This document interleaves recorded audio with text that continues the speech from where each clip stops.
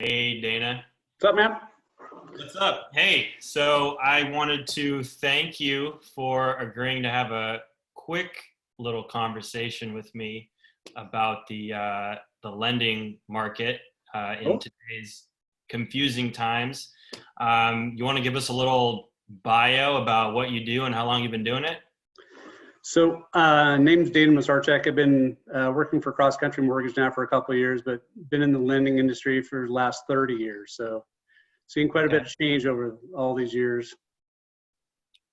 Yeah, I'm sure you have. And so I'm sure this one is just another blip in the road, like so many of these events we've seen in the past. I got a question for you. Sure. So I've been reading the news, and basically what I want to do is just talk a little bit about what I'm seeing in the headlines the last couple weeks with regard to coronavirus. Frankly, I'm seeing a lot of stuff that's confusing for me. I have a lot of buyers who are turning to me and going, hey, what's really going on with interest rates right now? What's going on with lending programs? I'm hearing that certain banks are cutting down certain programs. For example, I heard that Chase Bank, they eliminated any type of loan program that with less than 20% down. What does that mean for the mortgage industry as a whole? And what does that mean for your business in particular? So, great question. I was reading the same information. We've got Chase is one of our investors, as Wells Fargo is too. What we've seen from those big lenders right now is because of the uncertainty in the mortgage-backed market, which is where mortgage rates come from. They're pulling back their guidelines to protect themselves. I was just reading an article today that Jamie Dimon from Chase is looking at a $6.8 billion possible loss. So Wow. that's the bad news. So the great news is that we still have, because we're a mortgage bank, we still have numerous lenders that we can still do jumbo loans with less than 20% down. So you mentioned jumbo loans. So what's the difference between a jumbo loan and a conventional loan? And why is that important to know here in the Bay Area? Well, in the old days, conforming loans, Fannie Mae and Freddie Mac, which are the primary lenders for up to 765, 600, you could get away with doing those loans, and you still can in certain areas. But unfortunately, as the prices have pushed over the years, we need to get into the jumbo range to take advantage of some of these larger loan amounts. So, if we're looking at, Chase Bank as a trend setter, I would assume that there would be other financial institutions following in Chase's footsteps and restricting guidelines in the future. I think that's probably a safe bet to make. Yeah, it sure is. Right now, like I said, we're seeing a lot of the lenders cutting back on their guidelines, but at the same time, there are still some lenders that we have available within our portfolio that are still lending, I'd say, the old-fashioned way. They haven't cut their guidelines back yet. So if I'm a buyer in today's market and I don't have 20% to put down, I can still qualify for a home loan given, a good credit score, stable income, etc., just like I could before this whole thing started going on? Sure. I still have many options for that. And then also the conforming loans, getting into that just a little bit. In the past, we were doing first and second combinations. So where you put down an 80% first mortgage and then have a 10% second mortgage. We still have those available now. Even though things have changed up till this point, they haven't changed that yet. So. What about, like first-time homeowner programs or VA? Have those seen any impact yet, or are those still more or less the same? They're pretty much the same. The reason being is because they're government-sponsored programs. And that was one of the tools that we had in 2008 when the whole market melted down last time, is that you had Fannie Mae, Freddie Mac, FHA, and then also VA is one of the options that we had to help buyers out. And right now, you can still go in, this is as crazy as it sounds, go in with an FHA loan with 3.5% all the way up to 765. Wow. Yeah.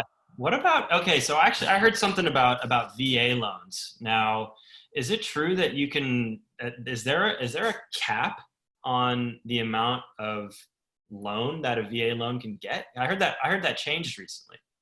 Well, as of right now, there is no cap on that. It's on a case by case basis because they do want to help the veterans. Yeah. So more than likely, we probably will see some kind of a cutback on that. But right now, take advantage of what we have. Yeah. Okay. Next question. Interest rates. First week, when the market started crashing, I'm getting emails with headlines. Mortgage rates are at all-time lows. Now's the time to refi. I'm sure you're doing a ton of refis right now. Now's the time to buy. The next week, I'm hearing, well, there's been a surge of applications and lenders are forced to raise their rates to sort of stem the flow of what's going on. So what's really going on with interest rates right now? So you're absolutely correct on that. So what happened is when the coronavirus hit the market, we saw the bond market kind of take a tank, and the interest rates actually went down, which was great. It's great for refinancing properties, buying properties, and all that. But as you said, what happened is everyone got off the wagon, put their applications in, the lenders' pipelines filled up, and at that point, they had no more capacity. So the only way they could slow business down was to raise rates. So, I mean, are we still looking at historic lows right now? Oh, the rates are incredible right now, even where they are. I'm going to guess probably in the next couple of weeks or so, just like this coronavirus is going to play out, we will see the lenders with an appetite for more loans as their pipelines start clearing out. So be ready for some lower rates. Oh, well, that's actually news for me. So I'll keep that one in mind. And good time to refinance your house. Well, maybe not refinance, but I am looking to purchase something soon. So maybe I'll work on my pre-qual. Yeah. Last question. So with that being said, I mean, it's an incredible time to be a buyer right now because, as you know, we're going to start seeing some more inventory out there. We've seen historically low rates. So if you weren't able to get into a property in the last few years, this might be that opportunity for you. Yeah, it's actually been kind of interesting. With Red Oak, they just released their market stats yesterday, sort of comparing the pre-SIP versus the post-SIP. And honestly, the surprising thing is, like, of course, the number of listings on the market has dropped precipitously, somewhere in the range of like 75%. I mean, transactions just aren't happening as frequently as they were.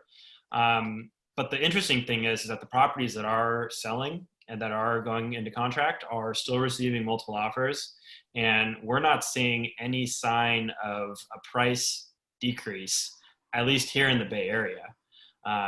We're still seeing medium home prices ticking up as they were before, the coronavirus whole thing started. Now, they're not going up as fast, but I think there was a week or two when the shelter in place really hit, where a handful of buyers got spooked and thought, well, maybe if I wait a few months, I'm going to be able to get some deep discounts on these properties. I'm not so sure that's going to happen, at least here in the Bay Area. No, I totally agree with you. The markets that we're in here and with the job force that we have with Apple, Google, and some of these other people that are actually hiring right now, Yeah. I think it's probably going to prop this market up for quite some time. We might see a little bit of a drop in some of their outlying areas, but around here, definitely not. Yeah, I think in general, like, the housing stock is going to remain relatively secure. I have seen in some condos, those have not gone as much over as we would have expected, but we're still seeing, 2 to 3 offers. We're still seeing, 10, 15% over ask. Like, it might not be the 20, 25 that we used to expect. And I think sellers are going to respond appropriately by, listing a little higher, or just going with a transparent price strategy, which we're seeing, oftentimes in my email. But real quick, I wanted to keep this under 10 if we can, Okay. For our viewers' sake. If I'm a buyer right now, and I have a lot of first-time buyers who are, thinking, hey, I'm hearing about interest rates, what's the best thing that they can do this year to ensure that they'll get qualified for a loan? Well, first and foremost, as the guidelines do and will change over the next few months and stuff like that, The most important thing is keep your credit in good shape, keep job stability, and then also make sure that you have some money in savings to go forward for somewhat of a down payment. So even with the FHA, you need 3.5%. But this is the perfect time to be saving for it and waiting for that golden opportunity. Just real quick, I mean, how long do you want to see that savings in someone's bank account before you're, confident that it could be used as a down payment? Day one. I mean, and the other thing too, with some of these programs like FHA, you can actually get a gift for the down payment as well, which is crazy. So it's 100% financing. Interesting. Well, So, this is all good information. so mom and dad have got a little nest egg for you. Take the money and run. Go invest it in a house. You know what? I think I'm going to give my mom a text right now and remind her that these FHA programs can be gift money from mom and dad. That sounds great. Dana, I'm going to post up your contact information in the little description link. I'm going to put this in my newsletter and everything. So I really appreciate you taking a few minutes out of your day to chat with me. And I think maybe in a couple of weeks we could do this again. Yeah, sounds great, Tommy. Cool. I'm going to stop the recording right now. And